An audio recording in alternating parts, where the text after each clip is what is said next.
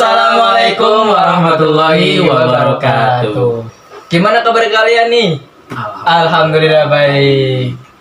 Gimana Mas Chandra kabarnya? Alhamdulillah baik banget Mas Jo. Alhamdulillah baik banget. Dengan keadaan Indonesia yang sangat wow sekali. Oke.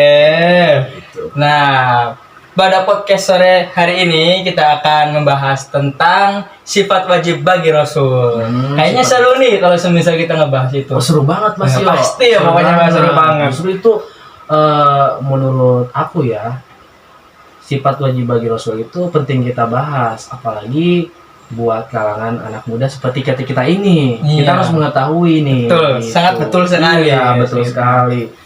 Karena kan sekarang kan mungkin ya dari teman-teman kita nih belum mengetahui yang jelas gitu. Apa sih sifat wajib bagi Rasul, apa aja sih, terus arti-artinya apa aja sih, mungkin kayak gitu. Iya, benar gak sih? Betul, betul sekali guys. Jadi sebelumnya perkenalkan dulu ya. Oke. Ya, oke. Jadi di sini nama saya Johari Komarudin dan sebelah saya Chandra Tisna Nugraha. Oke. Pasti kalian kepo ya, apa sih sifat wajib bagi Rasul itu? Kalian pasti ingin tahu gitu kan. Nah, langsung saja kita tanyakan kepada pemateri kita. Oke. Siap. Apa nih Bang Jo? Nah, pertanyaannya itu seperti ini Mas Chandra. Apa sih yang dimaksud dengan sifat wajib bagi Rasul itu? Oke, jadi apa sih yang dimaksud dengan sifat wajib bagi Rasul? Jadi sifat wajib bagi Rasul itu adalah sifat-sifat yang emang dimana itu dimiliki oleh para nabi dan rasul. Itu untuk membuktikan bahwa mereka itu sebagai utusan dari Allah Subhanahu wa taala. Seperti itu Mas Jo. Jadi kan katanya juga itu adalah sifat wajib bagi Rasul. Berarti sifat yang emang ada pada diri nabi dan rasul. Kurang lebih seperti itu Mas Jo. Oke, jadi yang dimaksud dengan sifat bagi Rasul itu ya dimiliki oleh Rasul gitu kan. Iya, nah itu seperti itu sobat-sobat. Seperti itu guys. Oke. Nah, ada berapa aja sih sifat bagi Rasul itu? Tolong jelaskan dan berikan contohnya gitu. Oke. Biar kita tahu gitu. Oke, baik. Jadi sifat wajib bagi Rasul itu sendiri itu ada 4. Nah, yang pertama itu adalah sidik. Nah, sidik itu artinya jujur. Sebagai contohnya itu adalah Nabi Muhammad, Nabi kita semua ya, Nabi Muhammad SAW. Nah, yang kita ketahui bahwasanya beliau itu tidak pernah berdusta, bahkan sebelum diangkat menjadi Rasul gitu. Itu yang pertama. Nah, yang kedua itu adalah amanah, dapat dipercaya gitu. Nah, contohnya itu adalah Rasulullah SAW juga sebelum diangkat menjadi Rasul itu sudah memiliki gelar Al-Amin. Itu artinya yang dapat dipercaya gitu. Nah, oleh masyarakat Mekah, intinya bahkan sebelum kenabian atau sebelum Nabi Muhammad diangkat menjadi Rasul, itu Nabi sudah memiliki gelar Al-Amin gitu. Nah, sehingga sampai terdengar pada Khadijah, nah yaitu penasaran, ingin membuktikan apakah benar Nabi Muhammad itu adalah Al-Amin yang dapat dipercaya. Maka ketika itu Nabi Muhammad itu dikerjakan, itu suruh berdagang ke, kalau nggak salah, ke negeri Syam. Nah, itu ditemani oleh pembantunya Khadijah yang bernama Maisarah untuk membuktikan apakah benar Nabi Muhammad itu dapat dipercaya atau memiliki gelar Al-Amin. Nah, dan ternyata rumor yang dikatakan oleh masyarakat Mekah pada saat itu benar sekali gitu, sehingga membuktikan juga oleh Maisarah bahwa betul Nabi itu amanah atau dapat dipercaya itu. Nah, itu yang kedua. Yang ketiga itu adalah tabligh atau menyampaikan. Contohnya itu seperti Nabi Musa yang menyampaikan pesan kepada Allah, kepada Fir'aun. Nah, walaupun itu menghadapi resiko yang sangat besar, akan tetapi Nabi Musa ini tetap menjalankan tugasnya itu dengan baik, gitu kan? Karena seperti yang kita ketahui di masa Fir'aun, nah jadi kalau kita ketahui nih, Firaun itu sebenarnya tuh bukan nama orang asli gitu, tapi Firaun itu adalah nama seperti nama apa ya, nama pangkat lah misalnya. Kalau nama aslinya itu adalah Ramses II. Nah, itu Raja Ramses II. Nah, di mana masa itu memang kaum-kaumnya tuh sangat kehitungnya tuh tidak beriman kepada Allah. Nah, mau tidak mau Nabi Musa itu menyampaikan pesan Allah kepada Firaun. Itu yang ketiga. Nah, yang keempat itu adalah patona atau cerdas. Nah, contohnya itu seperti mungkin Mas Jaya itu tahu ya Nabi Yusuf ya. Iya, Nabi tahu, Yusuf, sangat tahu nah, sekali. itu ya. Nabi Yusuf itu menunjukkan kecerdasan yang sangat luar biasa menjadi pengelola bendahara di negara Mesir. Nah, sebelum ke negara Mesir, Nabi Yusuf itu sendiri dihianati oleh saudara-saudaranya yang sebelah situ.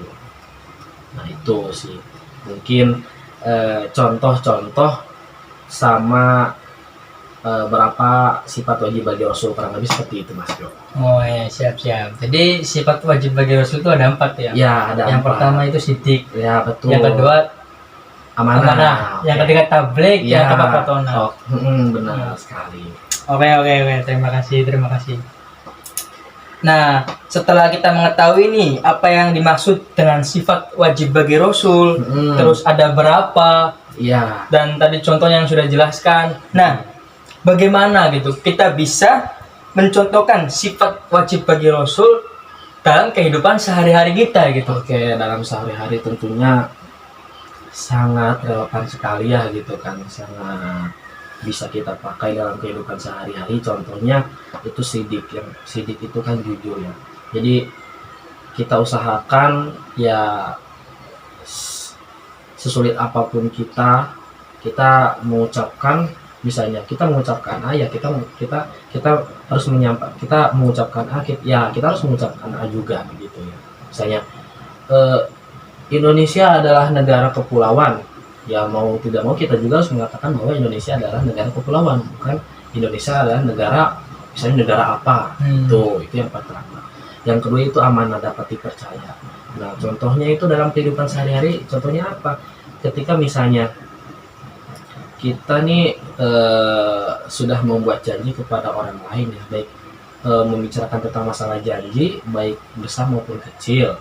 Nah, di situ juga kita itu jangan membocorkan kepada orang lain gitu.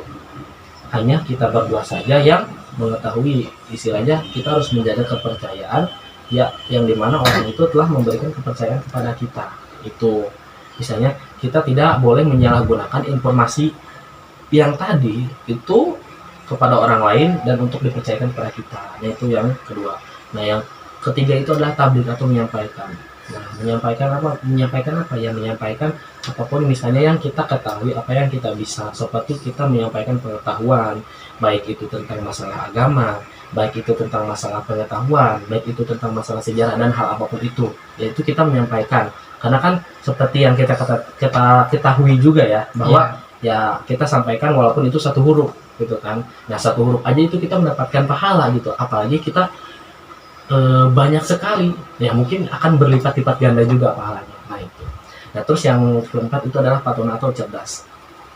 Nah, untuk kita kegiatan sehari-hari ya, itu kita bisa meningkatkan wawasan, kita bisa meningkatkan pengetahuan dengan cara apa? Dengan cara membaca, dengan cara belajar, dengan cara berdiskusi gitu kan. Contohnya kan sekarang itu banyak gitu aplikasi atau platform-platform yang emang menyongsong buat kita bisa cerdas gitu kan. Kita bisa menggunakan media sosial seperti YouTube, TikTok, Instagram, dan Facebook. Nah, mungkin seperti itu Mas Jo tentang masalah sifat wajib bagi Rasul yang bisa digunakan dalam kehidupan sehari-hari. Lebih seperti itu. Oke, terima kasih. Jadi ketika kita mencontohkan dalam kehidupan sehari itu sangat baik gitu. Nah, Dari keempat sifat wajib bagi Rasul itu, karena sangat baik dalam kehidupan kita. Apakah dari teman-teman bisa dipahamin tentang mengenai apa yang dimaksud dengan sifat bagi Rasul, terus ada berapa, contohnya gimana, dan bagaimana kita bisa mencontohkan sifat wajib bagi Rasul dalam kehidupan sehari-hari. Ya, semoga apa yang didapat pada podcast sore hari ini itu sangat bermanfaat bagi teman-teman yang di sana. Oke, siap. Ya, semoga dengan kita berdua menyampaikan tentang masalah sifat wajib bagi Rasul, semoga teman-teman yang di sana bisa paham, dan semoga saya harap teman-teman yang di sana yang menonton merasa tidak puas, karena kalau Anda merasa puas, Anda akan cukup stuck ilmunya di sana-sana aja. Oke, seperti itu. Cari pengetahuan sebanyak mungkin, oke? Iya. Mungkin podcast sore hari ini dicukupkan. Ya, cukup sekian. Ya. Ya, mungkin mohon maaf bila dari kita berdua ada sedikit kesalahan atau sedikit permasalahan dari penyampaian, mungkin dimohon maafkan atau dicukupkan. Cukup sekian. Oke. Cukup sekian. Pertanyaan yang sangat kacau. Iya lagi. Cukup sekian. Wassalamualaikum warahmatullahi wabarakatuh.